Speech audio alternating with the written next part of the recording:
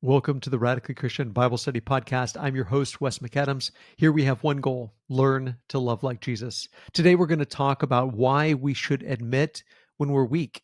I want to start by reading from 2 Corinthians chapter 12, verses 7 through 10, where Paul talks about his thorn in the flesh. He says, "So to keep me from becoming conceited because of the surpassing greatness of the revelations, a thorn was given me in the flesh, a messenger of Satan to harass me, to keep me from becoming conceited. 3 times I pleaded with the Lord about this, that it should leave me. But he said to me, 'My grace is sufficient for you. My power is made perfect in weakness.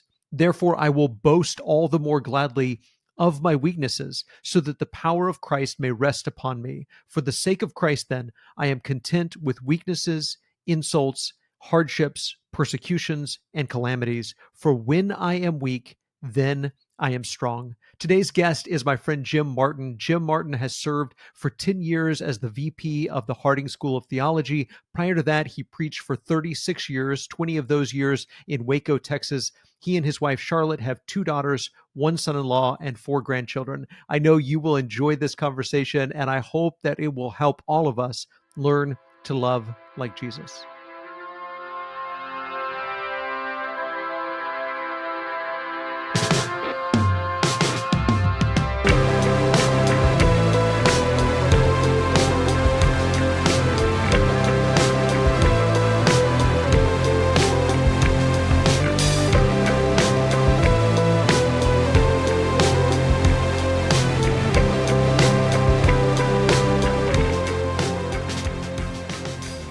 Jim Martin, welcome to the podcast, brother. Well, thank you, Wes. I'm glad to be here. Well, thanks so much for being here. I can't tell you how much I appreciate you, and I can't tell you how much I appreciate you spending some time with us. I was trying to think just a minute ago where the first time I saw your name might have been, and it might have been Twitter, which is a weird place to first meet someone. But as you know, Twitter can kind of be a dark place, but when someone is shining the light of the gospel in such a dark place, they really stand out. So your encouragement and positivity just has always stood out as long as I've known who you are. And now that I've gotten to know you a little bit, I just can't tell you how much I appreciate your encouragement and your positivity and what you bring to the kingdom everywhere you go, brother. Well, thank you. I appreciate that very much, Wes. Well, one of the things that you do so well is you encourage leaders. So I would love to, just before we even jump into our topic, for you to just tell us about that. How did that become something that you do so well, and why is it something you're so passionate about, encouraging leaders? Well, so I've been at Harding School of Theology 10 years. I preached for 37 years before that in 3 different churches, last 20 in Waco, Texas. And I still preach, but of course it's not the same. But it's just hard. I mean, you can be in the best church and it's just hard at times. And I just look back at some of the people who spoke a kind word to me or a very timely word to me. And there are times when I can almost hear their voice again because it's just lodged in my heart. It meant so much to me for them to say what they did. And so I just feel this opportunity to pass that on. So I'm just looking for the good that I can find in ministers in particular and church leaders in general. So that's kind of that. Wow, you are quite the Barnabas, brother. I think that the first time I read one of anything that you wrote was in 2020, probably right in the middle of the pandemic, and so much going on, and so much going on in my own heart. And we'll get into some of this later, but I felt such a burden to be strong as a preacher who hadn't been at the congregation where I am very long, a big congregation and a worldwide event going on that no one had been through. And I felt this incredible burden to, to be a rock, to help people, to serve people, to teach people through all of this. And it was really more than I could bear. And I didn't want to let any of the cracks show. I didn't want to let any of the weakness show. And the way that without even knowing me and me not even knowing you, the way you ministered to me, I can't tell you how much I appreciate it, brother. Well, thank you. That encourages me to just hear that. Um, I just think there's a whole lot of us, Wes, that we're most ministers I know are doing the best they can. Mm, I mean, the majority of the ministers I know, they're working hard, just trying to do what they know to do, and sometimes a word of encouragement can just offer a little bit of hope. Um, I understand that uh, our hope is in God and in the gospel in particular. Um, but sometimes when someone with skin on comes along and that person, Christ lives in me like he lives in mm, you, and that can just be particularly meaningful. So I think God uses these moments. yeah. Amen. Well, I want to get to this subject, and to be quite frank, I read through your newsletter just looking for anything that I could talk to Jim Martin about and have an excuse to invite you on the podcast. But Oh, one of the things that you wrote really stuck out to me, and you talked about in the newsletter about going to see a marriage therapist, and the first time you ever did that, and some of the yeah. feelings that you experienced when you went and saw a therapist, and how that got you unstuck in your marriage. And so I'd love for you to talk through what you were feeling, what you were afraid of, and how that helped you. Yeah. So, Wes, I preached in Florence, Alabama, almost 8 years. And those were sweet years. And our children were born there. Our two girls, Jamie and Christine, they were born there.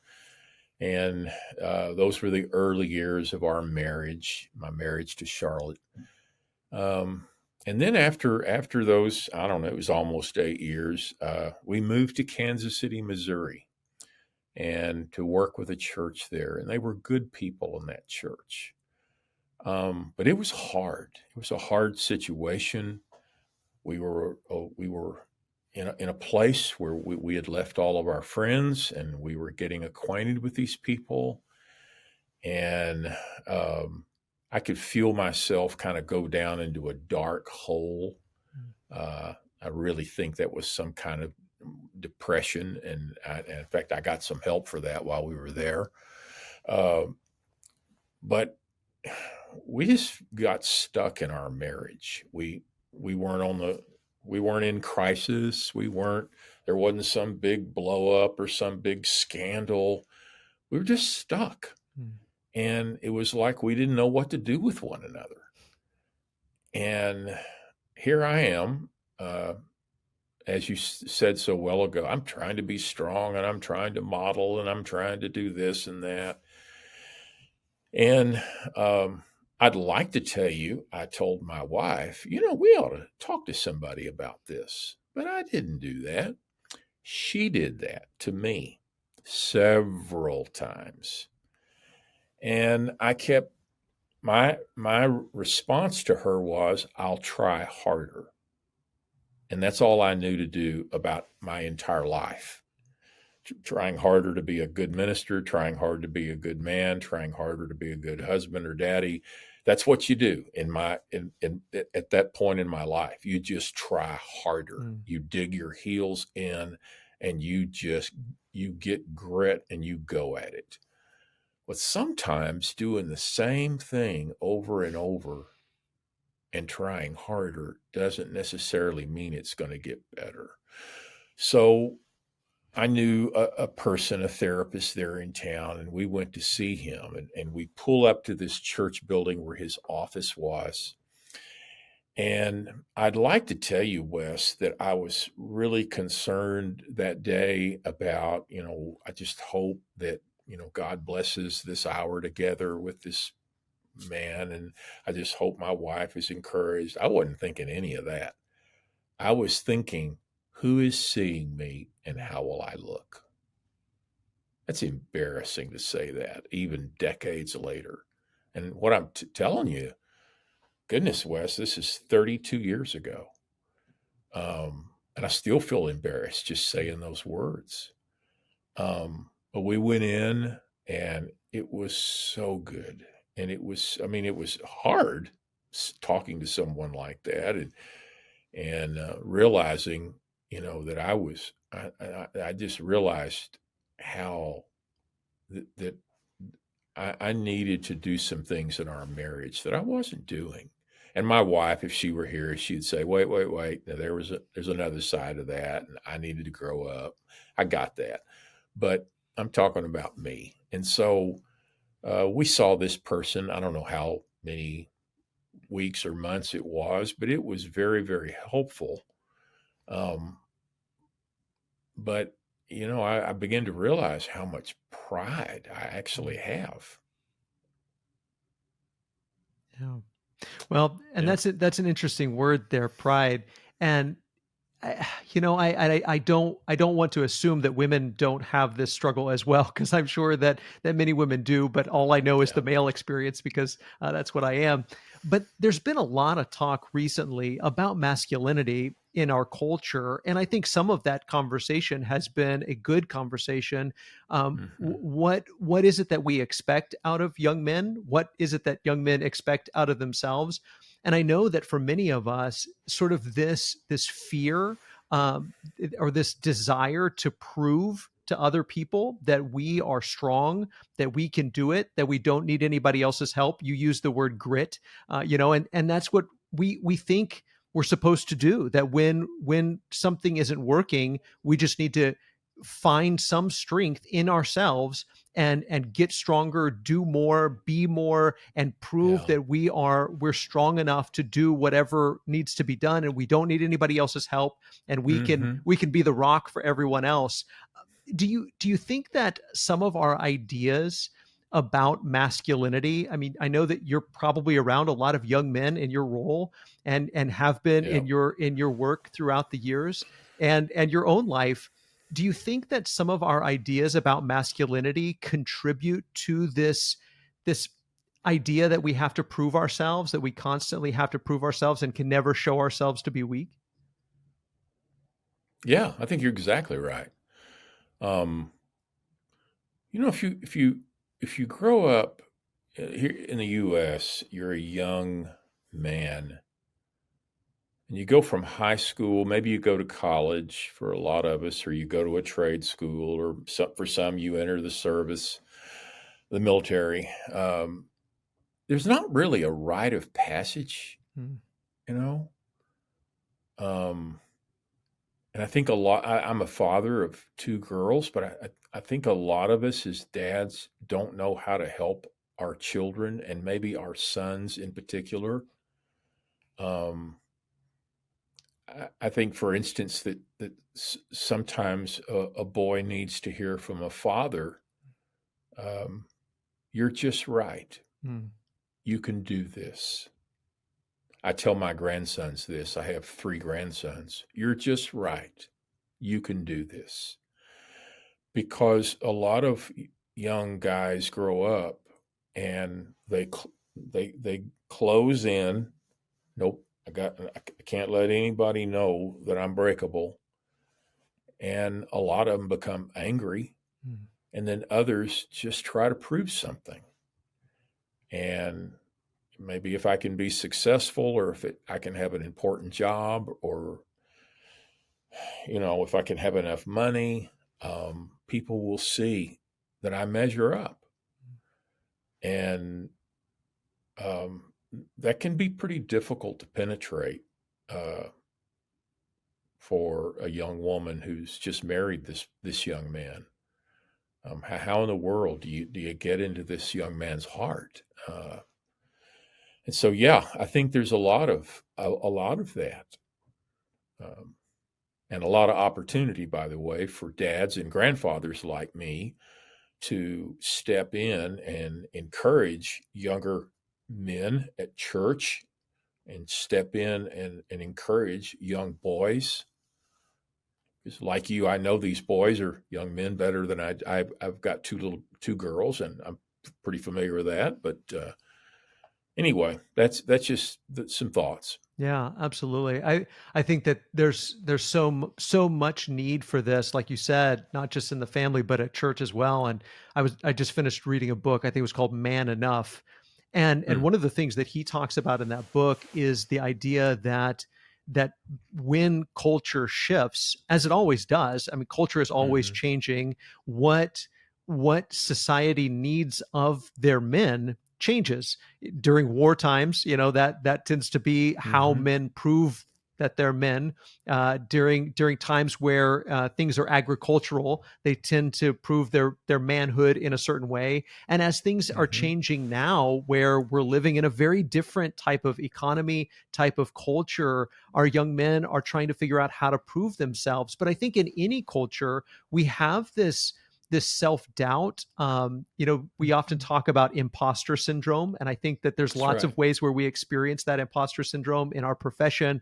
But even just with masculinity, where we feel like my dad was a man, but I'm not really a man. And I think, like, Hmm. some of the things you're talking about, a rite of passage or those kinds of things, are just a reassuring word from an older man that you are man enough, that you are enough, you are who you're supposed to be, and encouraging Hmm. young men that, sometimes I think that we get, there's all of this cultural fighting over gender ideology and all of these things. Hmm. And sometimes in the church, I think that we can be just as guilty of perpetuating gender stereotypes, saying that real men do X, Y, and Z. They drive these trucks and they go Yeah. hunting and they, do all of these kinds of things. And those are worldly masculine stereotypes that we're trying to put on these young men. And if these young men, Hmm. like King David, are artists and poets, and Yeah. if they're like Jacob rather than Esau, they Hmm. don't fit those stereotypes, and they need That's men to right. step into their life to say, you are a man, you are a man, even if Hmm. you don't hunt, even if you don't drive a truck, you are a man. And Hmm. reassuring them that, because I think that so many grow up with this fear and this need, desire to prove themselves. In your article, in your newsletter, you mentioned how this can be detrimental. Specifically, that how it can inhibit our growth when we're afraid of being seen as weak or foolish or ignorant or incompetent. So why is this fear, why is that inhibiting our growth so often? Well, that's a good question. Deep down, everybody wants to be loved. Hmm. I, I, I want you to think I have some value, and I just think deep down, Wes, there is a fear that if I tell you very much about me or you see very much, you won't want anything to do with me again. Um, and so I want to try real hard to measure up in your eyes. Hmm. Um, and the truth is, uh, I mean, and there's a lot of literature that discusses this, but a lot of men are very, very lonely, Hmm. and we'll tell. Uh, we'll talk about just the lack. I've got a lot of acquaintances, very few real friends.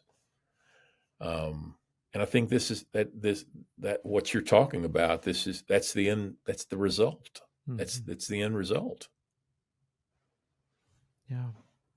And I loved how in your story and in your life, that when you were able to admit that you needed help and go see a Hmm. therapist, how that was what it took to reach the next level, to grow past where you were, to get unstuck. And how so often we're not going to achieve any more than we've achieved or go further than we've gone until we're willing to show that we need help, that we're stuck, that we're weak, that there's something going on in our life that we don't know how to deal with.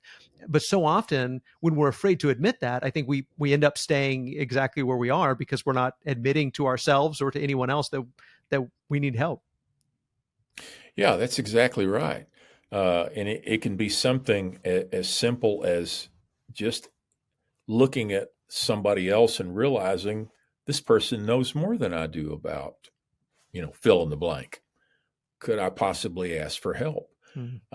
I tell church leaders one of the best things you can ever do with one another is just ask for help. Is there anybody here who could give me some tips on just daily prayer? I really wrestle with this one. One church leader might say. One church leader told me not long ago, I really just wrestle with taking care of myself, my body, uh, could somebody help me figure out how to do that? Hmm. Um, there are people that just won't. I think when we can acknowledge that, uh, and I mean that's huge. Yeah. Yeah, absolutely. Let's kind of segue a little bit into scripture here, because I think Okay. obviously our desire in everything is to be like Jesus. And, it's amazing to me that when God came in the flesh, he didn't show up to show how strong he was, but he showed Hmm. up in weakness and he demonstrated his weakness. He died for us, which for men especially, and again I know it's true for women as well, but at any time in any culture, for God to demonstrate his power Hmm. by dying is Hmm. absolutely shocking. It's paradoxical that this is the way that God would choose to defeat his enemies and rescue us from sin and death, is by coming in weakness, serving rather than being served, and dying. And then, you think about people like the Apostle Paul and his ministry. And so often I love Second Corinthians, because Second Corinthians demonstrates, even First Yeah. Corinthians as well, the weakness of Paul and many of the things that he struggled with, and people were calling him out on those things. And he's Hmm. he's even in Second Corinthians sort of boasting in his weaknesses, and he recounts this occasion where he has this thorn in the flesh and he's asking Jesus to remove the thorn, and Jesus doesn't remove it, but rather says, my grace is sufficient for you, and my power is made perfect in weakness. And so Paul decides, I'm going to boast in my weaknesses. Hmm. How do you think, Jim, how do you think that it would change our lives? It would change the way we do ministry, the way we do family, the way we do life, if we would embrace what we see in Paul, in this willingness to boast in our weaknesses and realize that when we're weak, then he's strong. Yeah. I think it's pretty huge. I was thinking the other day, Wes, if you read Genesis 3 through 11, I mean, there is this picture of just of just the creation, just so broken Mhm. into such little pieces. I mean, it started off so good, then we sinned, and then oh my goodness, and it has affected everything. And there is a sense in which, as a person who is on this planet and a part of creation, I'm very broken too. Mm. Now, I was created in the image of God, and that's there. That's right. And there's the capacity to do good things because of that. But the brokenness, I mean, it would be like if I was talking to a friend yesterday, it would be like if I had cancer. I go to the doctor, I find out I have cancer, and then I spend the rest of my time with you, trying to convince you it's not all that bad. Mm. It's really not all that bad, and we do that. We well, Wes, don't get me wrong. I'm a great guy, and I've really got a good heart, and I want to do right. It's not that bad. It's all good. Mhm. What could I, I'm thinking about though? What if I were to just acknowledge, without Christ, I, I'm a mess. Mm. I'm not just a little mess. I'm a mess.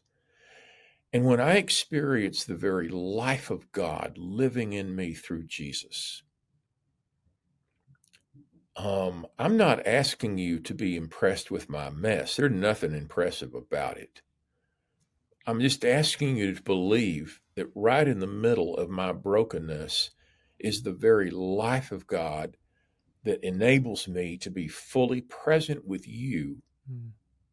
and to love you and embrace you and to treat you as a person also created in the image of God. And it's like it just takes a lot of the pressure off. Mm. I don't have to pretend to you that the brokenness is not there. Yes, it is. But what there is to be impressed is not my skill, my education, my ability, my experience, my resume. Be impressed with the life of God in me Mm. and in you. And there's something, I think we call it fellowship. There's something special we have in relationship when we acknowledge that in one another. Isn't it interesting how when we recognize a strength in someone else, there might be an admiration of that person, but Mm-hmm. it almost keeps us distant from them because we think, well, I couldn't hang out with that person. I couldn't spend time with them. They would see my flaws. And so when there's just admiration, it kind of keeps us at a distance from each other. But That's right. when we're willing to, I love that you use the word fellowship. When you're willing to be vulnerable with each other is the only time you really Mm-hmm. can be in fellowship, because when you see that someone else is just as flawed, just as broken as you are, then the walls come down and then you can Yeah. be together in fellowship. But I think so often we want to impress other people and we think, well, if I show people the real me, then we can't have a relationship because they'll reject me, they won't like me anymore. But in reality, when we show people the real us, that's when we really can get to know each other. That's so good. That's very true. Um, I was thinking the other day just about the calendar, you know, and I heard this from someone, Wes. This is not original, but I wonder how many Christmases I have left. Mm. Just take my age. How, I mean, do I have 10 left or 12 or a whopping 20? And do I really want to spend the remainder of those years, all those Christmases, trying to make you think I'm okay? Mm. I mean, is that the point of life? Somehow, if I can somehow cause Wes to be impressed, then wow, what a great life that'll have been. Or is there something that could actually be more joyful Mm. than that? Um, I think you're onto something. I think we actually find more joy not in uh, not in having someone else see how impressive we are, but in having somebody love us for who we are, Mm. and sometimes in spite of what we are. Um, I don't know. That's the kind of joy I want for Yeah. the rest of my life. Yeah. Well, and you mentioned something in your newsletter. I can't remember exactly how you put it, but it was that this willingness to admit that we're weak, admit that we need help, is actually where there is real strength. That this is what real strength looks like, and I mean it's the strength that we see modeled in the gospel. This Mm-hmm. honesty and vulnerability, when we can admit that to one another, that's actually what masculinity, as modeled by Jesus, as Yeah. taught to Paul, that's what that should look like. And so I think that we almost need a redefinition Hmm. especially in the church, especially amongst Christian men, where we say this is what Christian masculinity looks like. This is what Christian strength looks like. It looks like being honest and vulnerable and willing to ask for help, because those are the men who are really going to experience growth and friendship and relationship. And like you said, real joy. Yeah. Yeah. Um, I think you're exactly right. Yesterday I was running an errand, and this friend of mine called me, and he's a minister, he's a preacher for a large church, and he's a smart guy. He really is. He asked me on the phone. He said, "Can I ask you for how you would handle something?" And he kind of laid out this uh, people situation.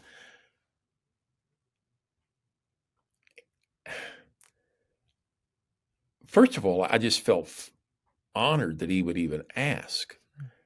But I wasn't thinking, "Oh my goodness, you ought to know that. Oh my goodness, I can't believe." I was actually thinking, that is pretty strong of you just to come out and say, Mm. "Can I get your take on how you would handle this?" There's something, I don't know, there's something strong about just saying, in this friendship, um, this is what would help me. I don't know. I'm not sure how to express that any better, Wes. Yeah, But no, that's so wonderful because I think that's exactly right. And I think we've all experienced that. It's so funny. We've experienced that on the one side where we have been endeared to someone because they were Mhm. vulnerable with us, but yet we're terrified that if we're vulnerable with someone else, that they'll Yeah, reject us. And it's like, well, why yeah, why would that be any different than it was the other way around? You I don't know anyone who has ever rejected someone because they showed vulnerability. I don't know anyone who says, well, listen, I hmm, like that guy until he told me that he needed help and he told me he was weak and he didn't know the answer to some question. Now I don't have any use for him. I don't know anyone who's ever done that, but yet we're all terrified that's exactly what's going to happen if we're vulnerable that's with each exactly other. right. Yeah. No, I think you're exactly right. Um, you know, I was thinking some months ago, uh, I have never been at an age where I felt like I had it all down. Hmm. Now, when I was a teenager, I very much thought I had it all down. I mean, or I tried to project that. But like right now, I have two daughters who have mortgages. I've got a son-in-law with a business. I got four grandchildren. I've never done this before. Hmm.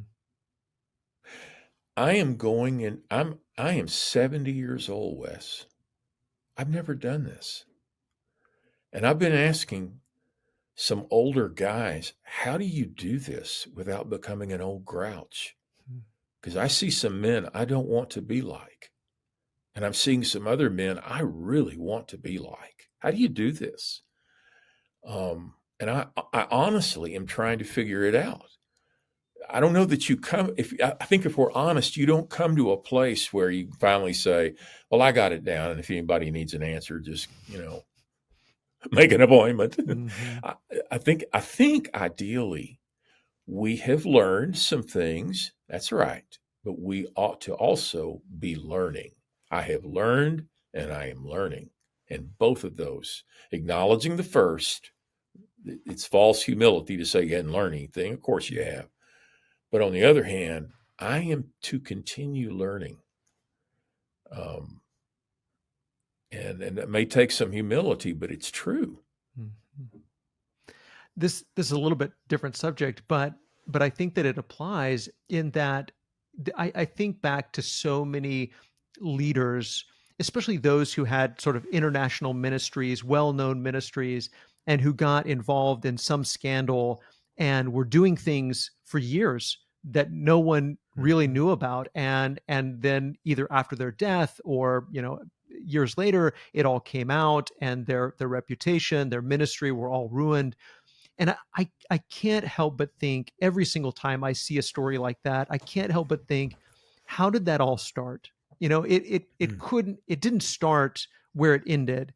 It started with some small decision. They got in over their head. Maybe they got overwhelmed with something and they were medicating their depression, or they were whatever it Mm-hmm. was. And so they did something they regretted, but because they were afraid of losing their ministry, or they were afraid of ruining the reputation, they didn't tell anyone. They didn't ask for help. They didn't admit where they were.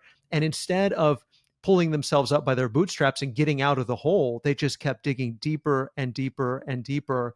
And I just can't help but think that if we could help people on the front end to say, hey, when you make a mistake, admit it, ask for help, confess your sins one to another, pray for one another.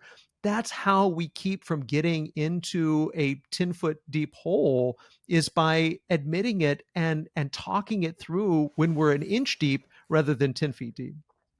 Yeah. I think that's just excellent. The verse, the heart is deceitful above all things and desperately wicked. It's not like somebody wakes up in the morning and says, I think I'll make a couple of decisions that'll absolutely wreck my marriage and crush my children. I've talked to a lot of people that have, had train wrecks. I've not talked to people like that.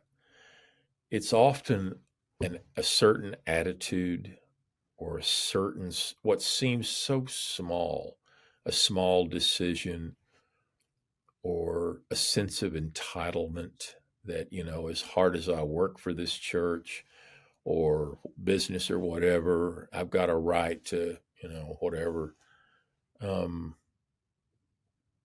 But there's something very special, though, about a Christian friendship where you can say, here's something I'm thinking about right now.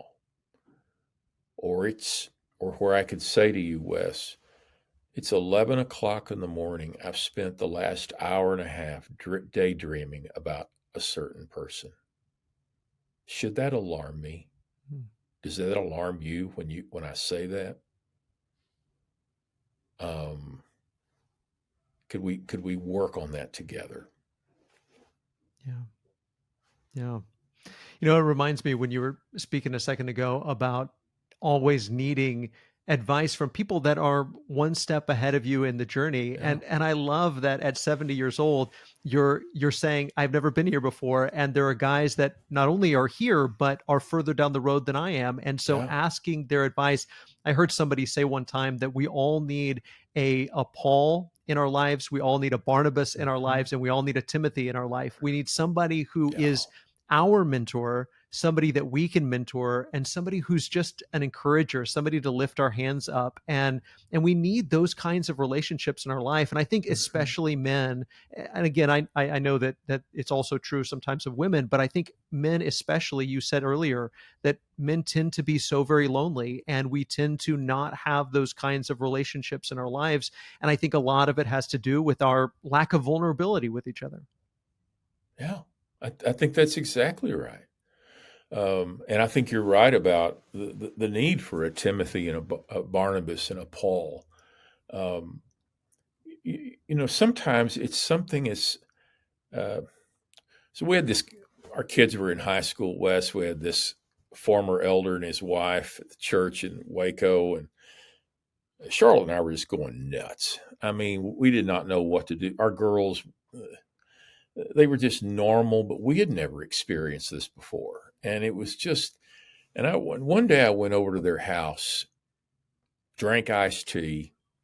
This couple, and I said that both of them had this couple had two girls, and I said, I don't understand how to do this. What are we supposed to be doing?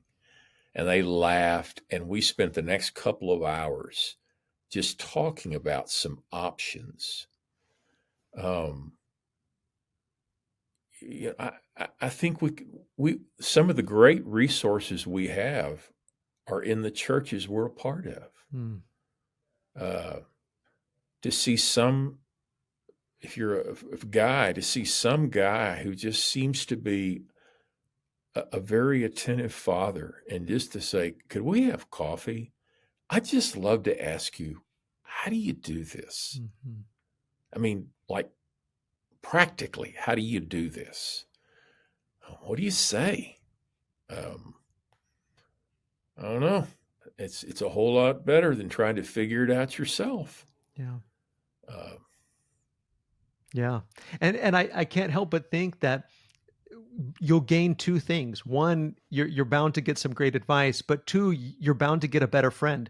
And even if that person is That's right. already a good friend, it is only going to endear them to you more and endear you Hmm. to them more. And it is going to strengthen the bond between you. And there's no better way to build a relationship with somebody than admitting your own vulnerability and asking questions and say, how could I do this better? And we're so hesitant to do that, and better relationships are right there in our grasp, but so often we're afraid of admitting our weakness in order to gain a better friend. Yeah, yeah. That's exactly right. When we ask people questions like that, we do become endeared to one another. I want to make just a comment about what you said about Barnabas and then Timothy. One of the things we can do for one another uh, is trying to catch people doing things that are right. Mm. And it may be a young couple that are trying to deal with a 3-year-old, and you're looking at this, and they just handle it well. And for you to just say, I just saw kind of the interaction. Oh, that was good the way you guys did that. Well done. Because I'm telling you, and you know this, Wes, so often they feel like failures Mm. because and those people will be endeared to you. And we can look for people like Barnabas the encourager, just looking for people who are doing things that are right and just to acknowledge it. And then the Timothys, you say, well, who could learn from me?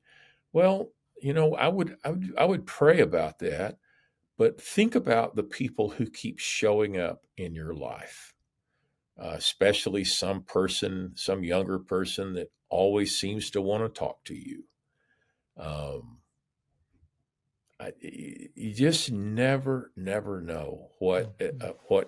how you could be helpful to a person like that, who is, for whatever reason, is looking to you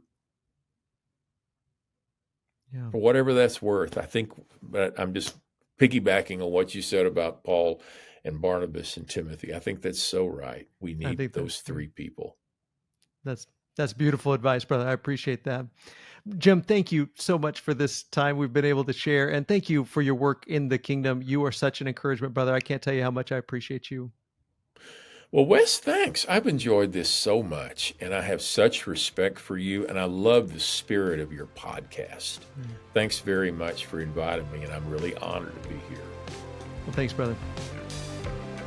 Thank you so much for listening to the Radically Christian Bible Study Podcast. If you have just a moment, we would love for you to rate and review the podcast on iTunes or wherever you're listening. It really does help people find this content. I also want to thank the guests who join me each week, Travis Pauly, who edits this podcast, Beth Tabor, who often volunteers her time to transcribe it, and our whole McDermott Road Church family who make it possible for us to provide this Bible study for you. Now, let's go out and love like Jesus.